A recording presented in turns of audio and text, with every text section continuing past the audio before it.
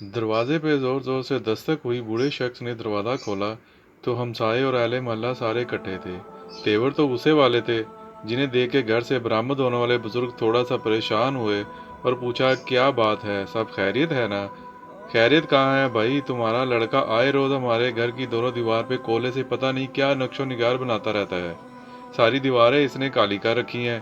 तुम अपने लाडले को मना क्यों नहीं करते हो? इसे समझाओ वरना अच्छा नहीं होगा।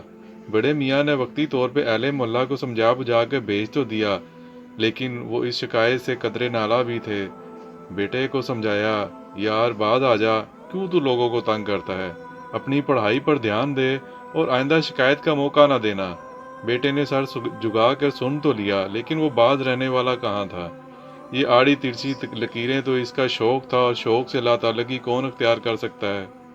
फिर इस लड़के ने बाप का मान रखते हुए दीवारों को काला करना तर्क तो कर दिया, लेकिन दीवारों के अलावा जो भी खाली जगह मिलती वहाँ वो चाक या कोले से कुछ न कुछ बनाता रहता। यूं ये शौक परवान चढ़ता रहा। स्कूल में उस्तादा की गैर मौजूदगी में तख्ते स्याह पर चाक की मदद से वो अपने शौक की तामील करता रहता। कभी डांट और कभी हौसला अफजाई दोनों बराबर मिलते रहे। वक्त गुजरता रहा। स्कूल में मुनक्कद खताती और खुशनवीसी के मुकाबलों में हिस्सा लेना शुरू कर दिया। जो भी लिखा हुआ या बना हुआ नमूना देखता वो उसे हू बहू चाक की मदद से बना लेता। खुशनफीसी के कवायद या खतूत की पहचान तो इसे बिल्कुल भी नहीं थी, लेकिन जैसा भी मुश्किल से मुश्किल खत होता वो इसे कागज़ पर उतार लेता। कोई अच्छा ये कौन सा खत है या कौन सा स्टाइल है तो बता नहीं सकता था, क्योंकि इसके पास बाकायदा तालीम तो नहीं थी, ना ही पहचान थी। क्लास में सबसे पहले आता, चाक से तख्ता स्याह पर अपनी मश्क करता रहता।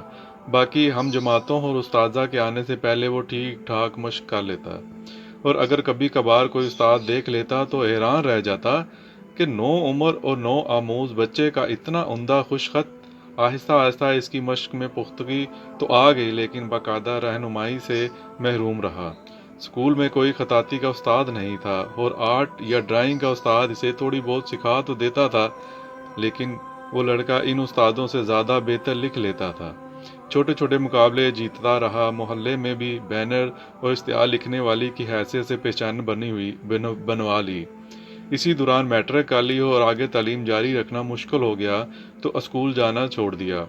बुर्श और रंग लेता और गली मोहल्लों में निकल जाता, लोगों के दुकानों पर नाम लिखता, बैनर्स लिखता और चंद पैसे कमाता। इस काम से इसकी तस्कीन नहीं मिल रही थी। वो इसे काम को अपना ओढ़ना बिछोना बनाना चाहता था, लेकिन इसे कोई राह नहीं मिल रही थी। स्कूल जब छोड़ दिया तो वक्त की फरवानी भी हो गई और काम में भी रवानी हो गई। एक दिन इसे कहीं से एक किताब मिली जिसका नाम था खुशखती सीखें। इस किताब में उर्दू और अरबी के ख़तों के मुतल्लक मालूमात थी, जिसे बुर्श, कलम और रंगों की बुनियादी मालूमात। इसने वो किताब ख़रीद ली और ख़तों की शक्लें याद करके इनकी मशक शुरू कर दी। एक दिन वो बड़ी किताबों की दुकान में गया और वहाँ से अपने काम के मुतल्लक किसी किताब का पूछा। इसे कोई ख़ास किताब ना मिली, मगर अरबी रस्म ख़त के मुतल्लक इसे एक छोटा सा किताबचा मिल गया। इसने वही ख़रीद लिया। अब अरबी तो वो पढ़ नहीं सकता था, लेकिन अरबी ख़तों की शक्लें इसे पता चल गई थीं। छोटे छोटे काम करते हुए वो बड़ी कंपनी और दारों के काम करने लगा। एक दफ़ा कराची के एक मारूफ शाहराह पर वो यूं ही ताज कंपनी का साइन बोर्ड लिखने में मसरूफ़ था कि एक बड़ी गाड़ी इस बोर्ड के नीचे आकर रुक गई। वो गाड़ी में बैठे शख्स ने इसे नीचे आने का इशारा किया। वो नीचे आया तो देखा इसे मुखातब एक अरबी शख्स है। वो अरबी ज़ुबान से तो नावाकिफ़ था। इस बड़ी गाड़ी के पीछे एक छोटी गाड़ी भी आकर रुकी। इसमें अरबी शख्स के जानने वाले एक पाकिस्तानी अफराद थे। वो नीचे उतरे और इस लड़के से कहने लगे कि शेख चाहता है कि तुम इसके साथ सऊदी अरब चलो और वहाँ जाकर इसके लिए खताती का काम करो।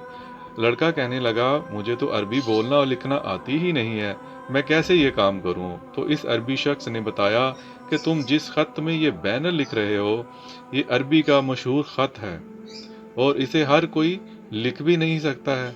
तुम इसे कमाल महारत से लिख रहे हो और कहते हो मैं जानता भी नहीं हूँ। वो अरबी सऊदी सफ़ीर का दोस्त था। اور پاکستان سے ہنرمند افراد کو لینے آیا تھا۔ اسے پاکستانی خطاط لڑکے کا کام پسند آ گیا اور اسے ساتھ چلنے کا کہا۔ یوں گھر سے اجازت لے کر اس نے پاسپورٹ بنوا کر شیخ کے حوالے کیا اور چند دنوں بعد وہ سعودی شہر ریاض میں بیٹھا بینر لکھ رہا تھا۔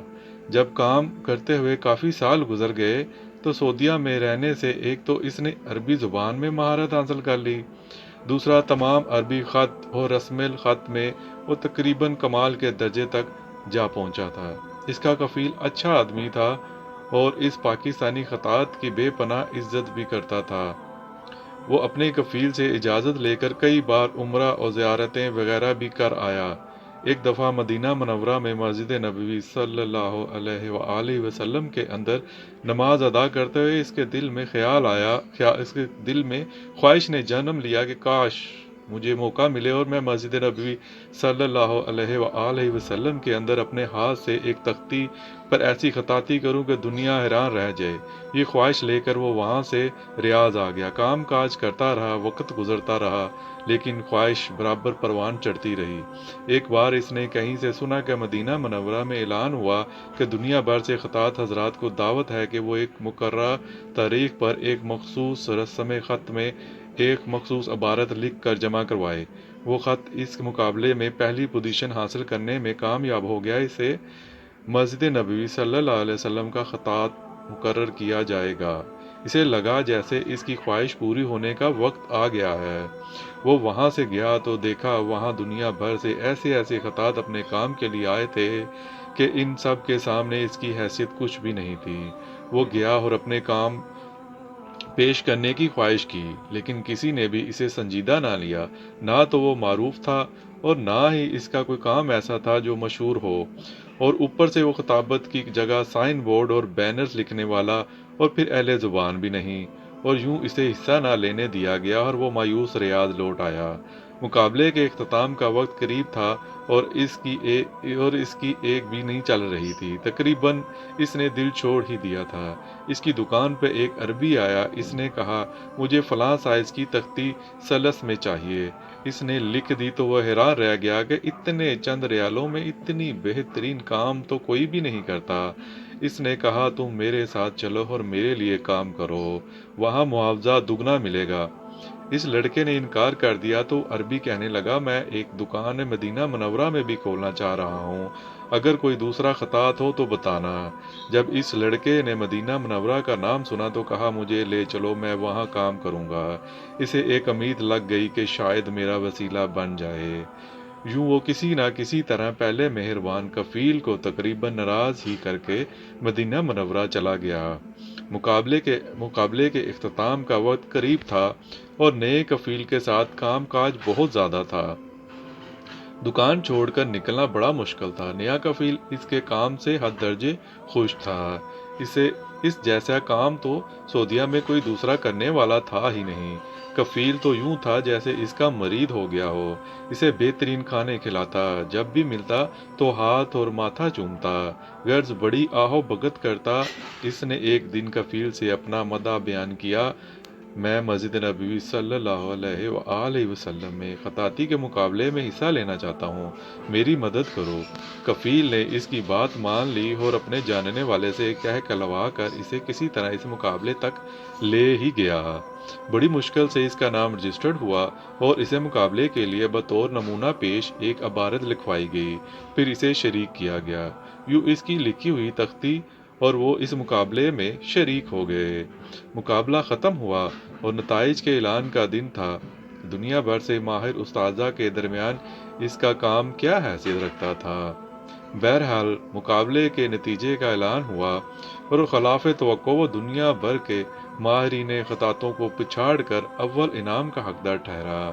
امام الحرم اور جیوری نے جب اس خطاط کا نام اور ملک پوچھا تو کہنے لگا شفیق الزمان پاکستان سے۔ پورے مجمع پہ خاموشی چھا گئی اور پورے عرب کے خطاط ایک دفعہ حیران رہ گئے کہ اجنبی نام اور غیر عرب کیسے اہل عرب سے حیثیت جیت گیا، اور وہ شخص جیتا جس مقابلے میں شریک ہی نہیں ہونے دیا جا رہا تھا۔ یوں جناب محترم شفیق الزمان کی خواہش خوش نصیبی اور سعادت کی کہاں ایک تختی لگانے کی خواہش اور کہاں در و دیواریں منور کرنے کے لیے مسجد نبوی صلی اللہ علیہ وآلہ وسلم کا خطاط مقرر کیا گیا۔ آہستہ آہستہ وہ وہاں کے تمام خطاطوں کے استاد بن گئے۔ آج سعودی عرب میں نصف صدی کے لگ بھگ عرصہ گزارنے کے بعد مسجد نبوی صلی اللہ علیہ وآلہ وسلم کی در و دیوار پر 85% کام شفیق الزمان کے ہاتھوں کا لکھا ہوا ہے۔ حتیٰ کہ جس دروازے باب الاسلام سے داخل ہو کر اور جس مقام پر پہنچ کر سارا عالم اسلام روضہ اقدس صلی اللہ علیہ وسلم پر حاضری اور سلام کی سعادت حاصل کرتا ہے، ان تمام جگہوں کو شفیق الزمان کی قلم اور برش نے معین کر رکھا ہے۔ ایک اجمی کا خطاط مسجد نبوی صلی اللہ علیہ وسلم پانا ایک معجزہ اور ایک سعادت سے کم نہیں۔ آج حرم مکی کے امام حرم مدنی کے خطاط سے ملنے میں سعادت اور فخر سمجھتے ہیں، اور حرمین شریفین کے تمام خطاط کے کاموں کے لیے شفیق الزمان سے مشاورت کی جاتی ہے۔